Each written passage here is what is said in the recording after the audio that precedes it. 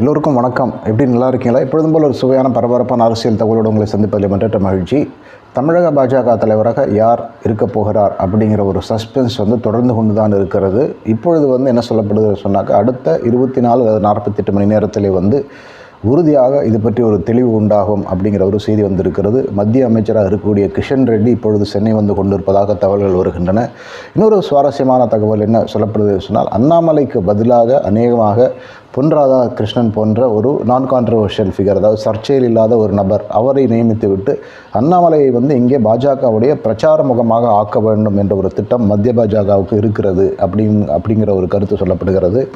ஏற்கனவே என்ன சொல்லப்பட்டதுன்னு சொன்னாக்க, அண்ணா திராவிட முன்னேற்ற கழகத்தோட கூட்டணி வேண்டும் என்று சொன்னால் அப்பொழுது அண்ணாமலை தலைவராக இருந்தால் அது உறுதியாக கூட்டணி பேச்சுவார்த்தைகளை பாதிக்கும். கூட்டணி இருக்க வாய்ப்பில்லை. குறிப்பாக 2 தலைவர்கள், ஒன்று அதிமுகவுடைய தலைவர் எடப்பாடி பழனிசாமி, இன்னொன்று பாஜக தலைவர் அண்ணாமலை, இருவருமே கொங்கு பகுதிகளிலிருந்து வருவதாலே அந்த ஈகோ கிளாஷ் இருவருக்குமே, யார் அந்த குறிப்பிட்ட சமுதாயத்தினுடைய தலைவர், பெரிய தலைவர் அப்படிங்கிற அந்த ஈகோ கிளாஷ் இருப்பதாலே எடப்பாடி பழனிசாமி தரப்பு அண்ணாமலை தலைமை இருக்கும் வரைக்கும் உறுதியாக கூட்டணி இல்லை அப்படிங்கிற ஒரு தகவலை மத்திய பாஜகவோடு சொல்லியிருப்பதாக தெரிகிறது. இது சம்பந்தமாக ஒரு வாரத்திற்கு முன்பு கூட அதிமுகவுடைய 2ஆம் கட்ட தலைவர்கள் ரகசியமாக டெல்லி சென்று வந்ததாக ஒரு சில தகவல்கள் வந்திருக்கின்றன. இது எந்த அளவுக்கு உண்மை என்று தெரியவில்லை. அப்பொழுது அமித்ஷாவோடு நடந்த சந்திப்பு, ஜேபி நட்டாவோடு நடந்த சந்திப்பு, இந்த சந்திப்புகளிலே அண்ணாமலை தலைவராக இல்லை என்று சொன்னால் உறுதியாக மீண்டும் கூட்டணியை புதுப்பித்துக் கொள்வதிலே அதிமுகவுக்கு எந்த தயக்கமும் இல்லை என்று சொல்லப்பட்டதாக தெரிகிறது.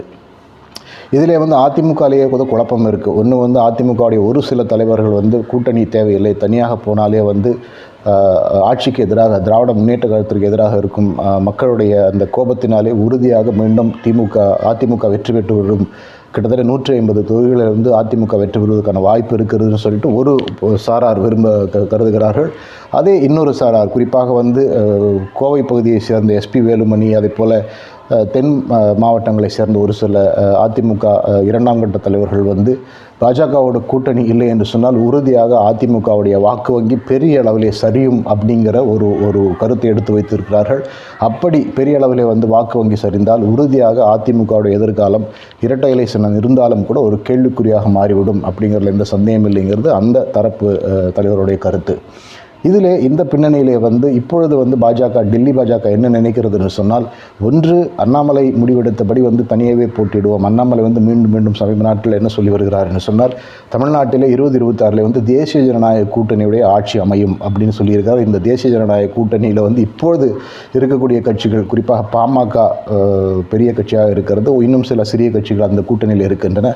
இது தவிர வேறு 1-2 கட்சிகளுமே அந்த தேசிய ஜனநாயக முன்னணி கூட்டணியில் சேர்ந்தால் அந்த கூட்டணி தான் ஆட்சி அமைக்கும் என்று மீண்டும் அண்ணாமலை சொல்லி வருகிறார். இது ஒரு எம்டி ரெட்டாரிக், அதாவது மீண்டும் அண்ணா திராவிட முன்னேற்ற கழக தரப்புக்கு அச்சத்தை ஏற்படுத்தக்கூடிய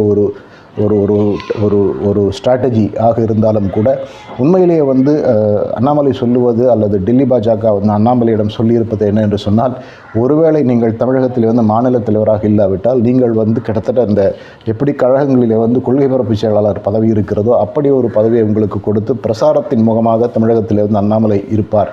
அதன் பிறகு எவ்வளவு தொகுதிகள் வெல்லுகின்றோம் என்று பார்த்து கொண்டு எப்படி இங்கே முன்னெடுப்புகளை செய்ய வேண்டும் என்று முடிவு செய்யலாம் என்று டெல்லியிலே சொல்லப்பட்டிருக்கிறது.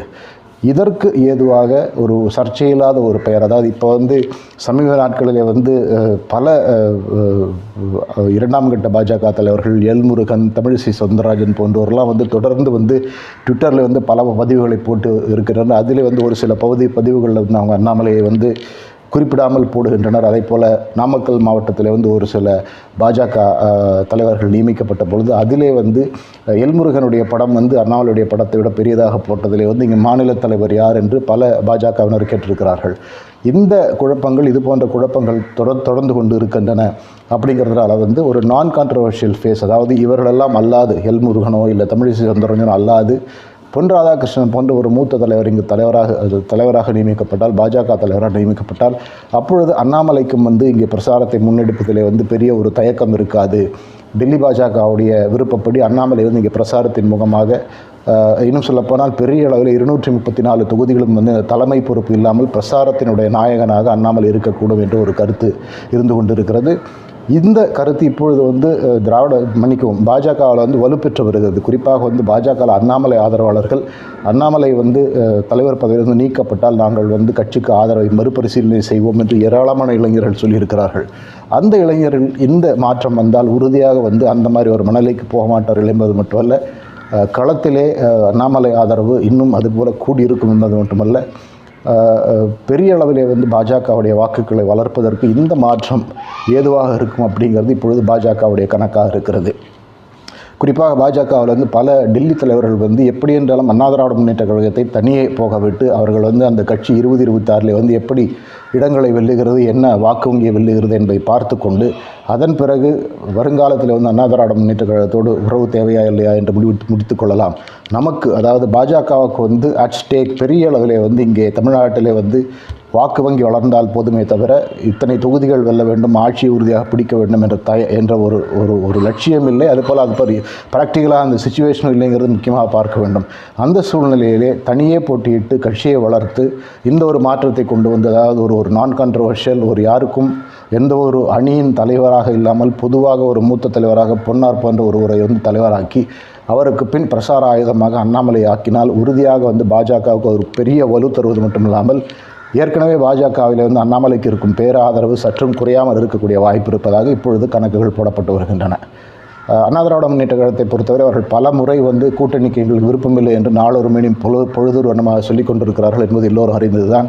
இன்னும் சொல்லப்போனால் எப்பொழுதெல்லாம் வந்து 2ஆம் கட்ட தலைவரான ஜெயக்குமார் போன்றோர் இங்கே பத்திரிகையாளர்களை சந்திக்கிறார்களோ, எந்த கேள்வி கேட்டாலும் கேட்கப்பட்டாலும் அவர்கள் சொல்லுவது வந்து இங்கே வந்து நாங்கள் வந்து இனிமேல் பாஜகவோடு கூட்டணி வைக்க மாட்டோம் என்று பாஜகவை அச்சுறுத்துவது போல பேசி வருகிறார்கள் என்பதிலே இருந்து உண்மையிலேயே வந்து அவர்களுக்கு கூட்டணி இருந்தால் பரவாயில்லை, கூட்டணி இல்லாமல் தனியாக போட்டியிடுவதற்கு அச்சத்தையே தான் இப்படி வெளிப்படுத்துகிறார்கள் என்று கணக்கு போடுபவர்கள் பலருமே உண்டு.